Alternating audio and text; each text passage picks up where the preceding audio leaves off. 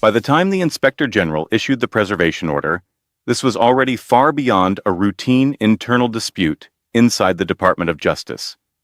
Career prosecutors were filing whistleblower declarations. The White House counsel's office was asserting executive privilege. DOJ officials were being placed on administrative leave within hours.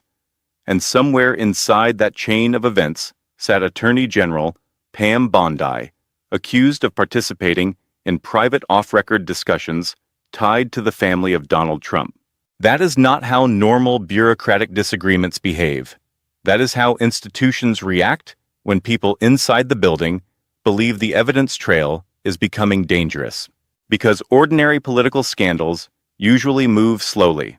Lawyers issue statements, cable news panels scream for 3 days, Congress schedules hearings, nobody remembers a month later. But this escalated like a containment breach.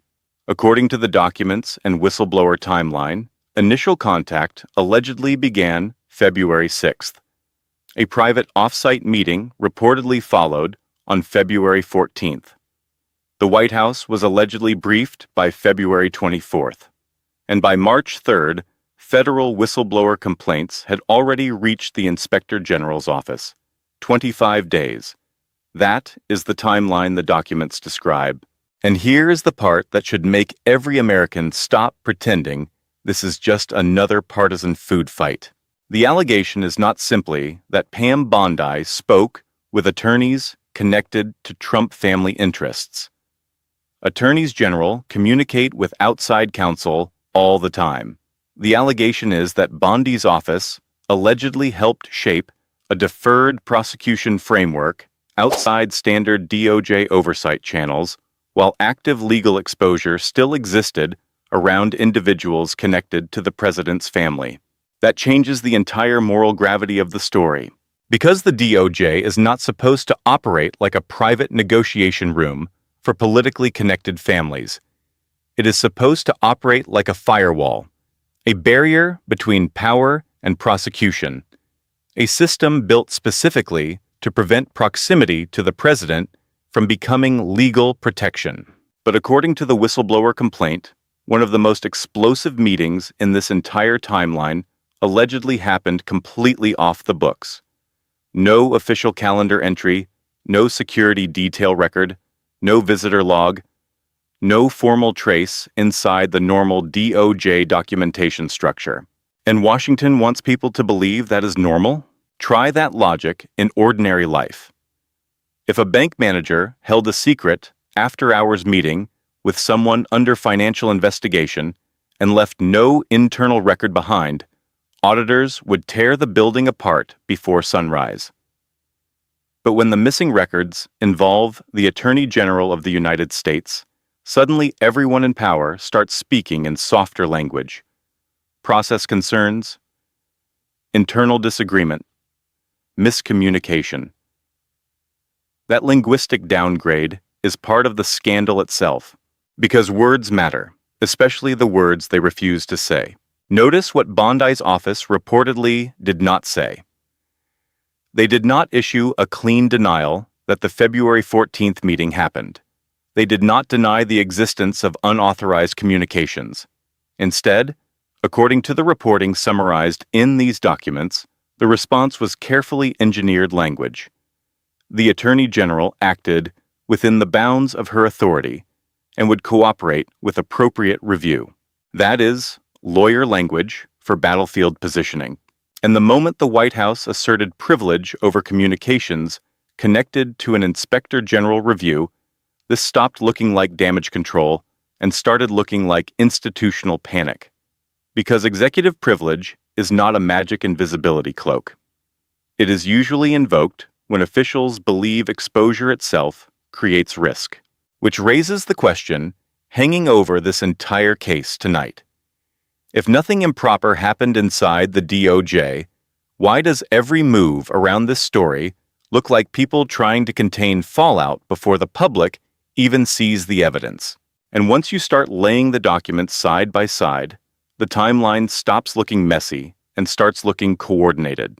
That is the part Washington insiders are trying very hard not to say out loud, because random misconduct creates confusion.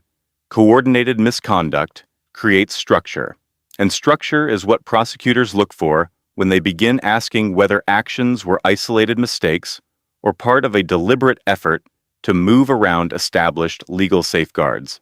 Look carefully at the sequence described in the whistleblower material. February 6th, Bondi's office allegedly initiated contact with private counsel representing Ivanka Trump and Jared Kushner. February 14th, the off-site meeting allegedly took place outside DOJ headquarters with no formal log. February 24th, the White House counsel's office was reportedly briefed before DOJ's own public integrity section even understood the scope of what was happening. March 3rd, whistleblower disclosures hit the Inspector General. That is not drift, that is acceleration. And then the receipts get uglier. According to the documents, the alleged framework discussion did not merely touch federal criminal exposure. It reportedly included language connected to ongoing New York State tax investigations involving the Trump Organization.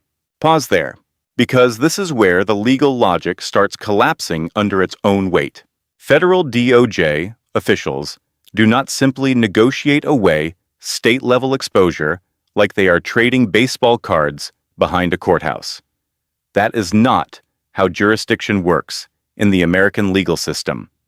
State investigations are not decorative side quests attached to federal power.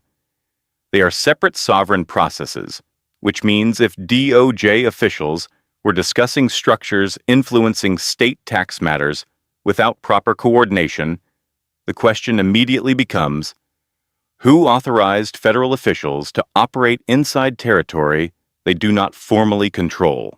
And according to the timeline in these documents, DOJ's own tax division allegedly was never consulted before portions of this framework were drafted. Zero sign-off. Zero documented interagency coordination request.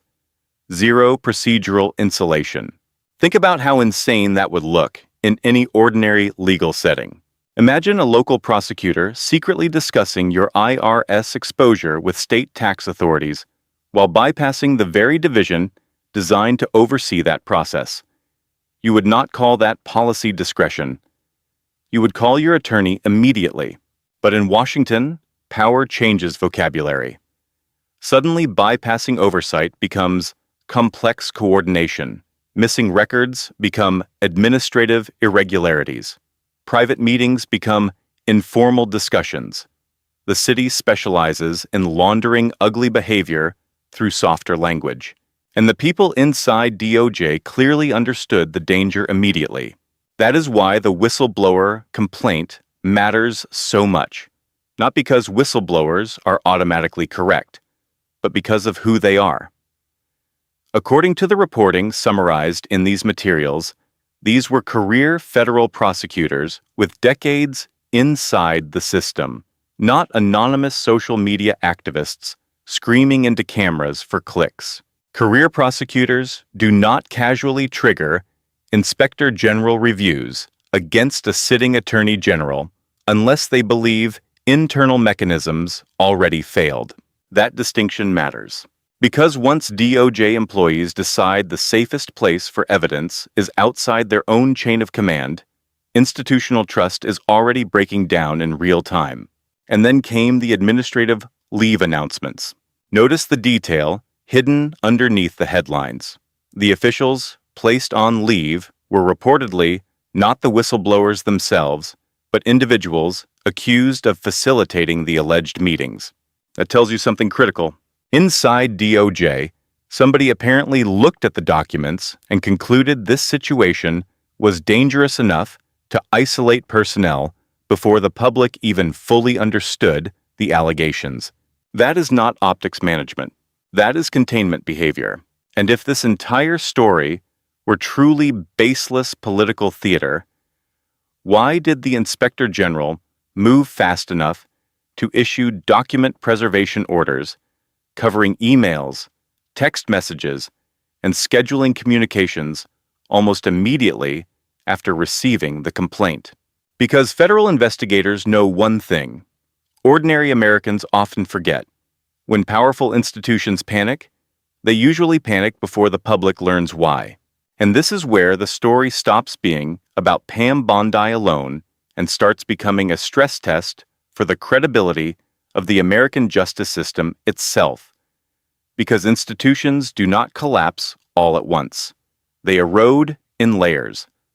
One exception here, one private channel there, one missing document explained away as procedure, until eventually the public wakes up and realizes the rules still exist on paper, but no longer operate equally in practice.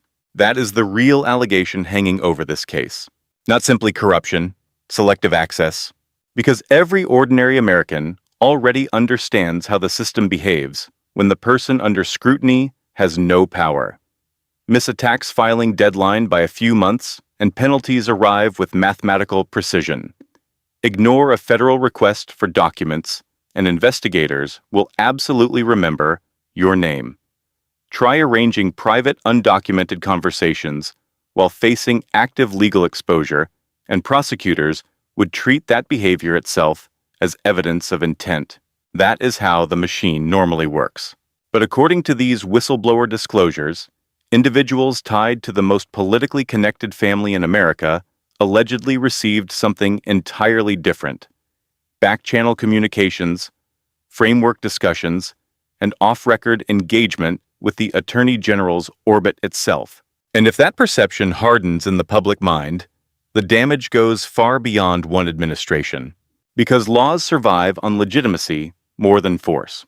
The IRS does not function because every citizen fears armed agents kicking down doors. Courts do not function because every judge controls an army.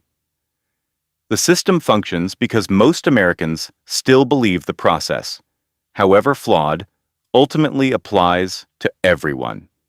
The moment that belief breaks, compliance becomes conditional. Trust becomes partisan. Justice becomes tribal. That is why this story is dangerous. Not because it embarrasses Washington. Washington survives embarrassment every week. This city metabolizes scandal like oxygen. But allegations that the Attorney General may have used unofficial channels to discuss legal protections for the president's family cut directly into the psychological foundation holding federal law enforcement together. And then Pam Bondi made the situation worse.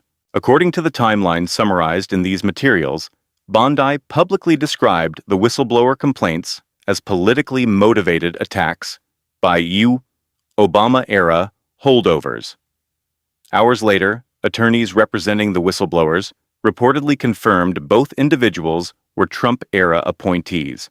That detail matters enormously, because experienced investigators pay close attention to factual overreach during crisis response. When officials facing scrutiny begin attacking motives using claims that collapse under basic verification, investigators often interpret that behavior as defensive positioning rather than confident denial. And the response from the Inspector General's office reportedly reflected exactly that concern. Instead of narrowing the review after Bondi's statement, investigators expanded preservation orders to include additional communications involving scheduling personnel tied to the Attorney General's office. Translation: they did not calm down after hearing the explanation. They widened the search. That is a catastrophic signal inside federal oversight culture. Because preservation orders are not dramatic television props. They are legal freeze frames.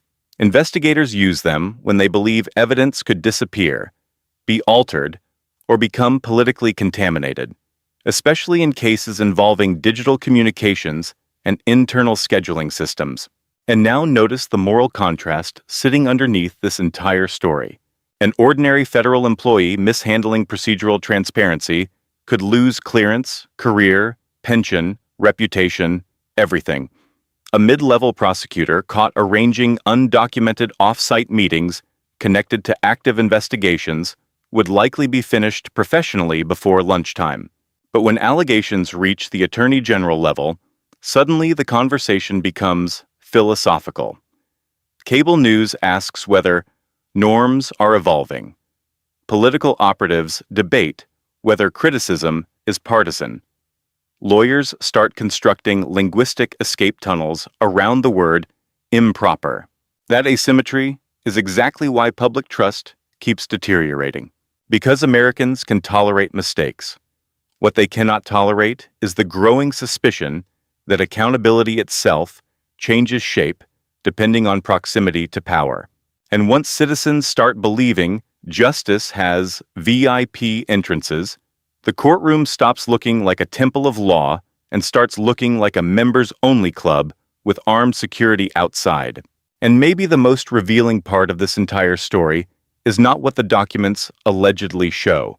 It is how quickly everyone around the documents started behaving like the ground underneath them was unstable, because institutions reveal their true fear patterns long before they reveal the truth itself. Watch the sequence again. Preservation orders issued almost immediately. Executive privilege asserted before the public even saw the underlying material. Senate Judiciary Committee preparing subpoenas. House oversight demanding testimony. Additional DOJ officials reportedly filing supporting declarations after Bondi's public response backfired. That is not the behavior surrounding a harmless misunderstanding. That is Washington recognizing risk in real time, and now the stakes become enormous. For one reason, people rarely talk about honestly. If these allegations are substantiated even partially, then the issue is no longer whether Pam Bondi exercised poor judgment. The issue becomes whether the Department of Justice itself temporarily stopped functioning as an independent enforcement body and started functioning as a protective political mechanism around the family of Donald Trump. That distinction changes everything, because democracies survive corruption scandals all the time. What they struggle to survive is the public belief that the referees themselves have joined one team. And this is where defenders of Bondi keep running into the same logical wall. They argue attorneys general possess broad prosecutorial discretion. True. They argue conversations with outside counsel are not inherently improper. Also true. They argue whistleblower complaints are allegations, not final findings. Again, true. But none of those arguments explain the missing logs. None explain why career prosecutors escalated concerns outside normal internal channels. None explain why alleged discussions touching state tax exposure bypassed standard DOJ tax division coordination. And none explain why executive privilege appeared so early if this entire matter was merely routine administrative discretion. That is the prosecutorial pressure point right there. Not one giant smoking gun, a convergence pattern. In federal investigations, patterns matter because intent rarely arrives, gift-wrapped inside one dramatic confession. Investigators build intent through stacked behavior, missing documentation, unusual timing, off-site meetings, contradictory public statements, internal objections, preservation orders, expanded oversight review. Each fact alone can sound survivable. Together, they start forming institutional smoke. And where there is institutional smoke inside DOJ, people start asking whether the fire reaches higher than anyone initially admitted. That is why the upcoming Inspector General decision matters so much. Because once a preliminary review becomes a formal investigation, the political atmosphere changes completely. Witnesses lawyer up. Internal communications become discoverable. Timelines harden. Contradictions become prosecutorial vulnerabilities instead of media talking points. And the cruel irony here is that the people who suffer most from institutional distrust are never the powerful families at the center of these scandals. It is ordinary Americans, the small business owner wondering why federal agencies suddenly feel selective, the taxpayer who follows every documented procedure because they believe the system demands it equally from everyone else. The career civil servant, watching rules, become negotiable near political gravity. The citizens serving on a jury, after hearing for years that accountability depends on status, access, and connections. Those are the casualties of stories like this. Not just reputations in Washington, belief itself.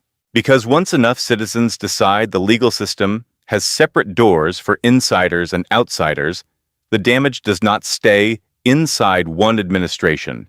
It bleeds outward into every courtroom, every federal agency, every future prosecution, every election cycle, where people stop asking what is true and start asking who is protected. And that is the question hanging over the Department of Justice tonight. Not whether this scandal is politically inconvenient, not whether Pam Bondi survives another news cycle, but whether the institution responsible for enforcing equal justice under law can still convince Americans that equal justice actually exists. If you think that question matters more than party loyalty, hit like, drop your thoughts in the comments, share this video with someone still calling this just politics, and subscribe. Because when the Inspector General decision drops, the real fight over what happened inside DOJ is only beginning.